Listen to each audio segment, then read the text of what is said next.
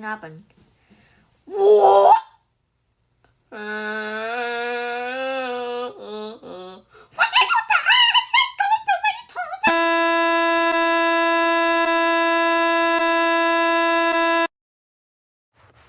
Please stand by and make sure your device is audible.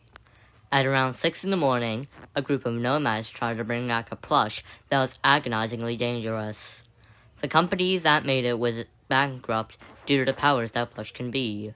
Currently, this plush is named Telekavo, so all of these attractions are closed for now. The Bitson Primary School, Balinog, and its adjacent station. Remember, if you see this plush, don't approach it. Call 000 immediately. Back to our No More programs.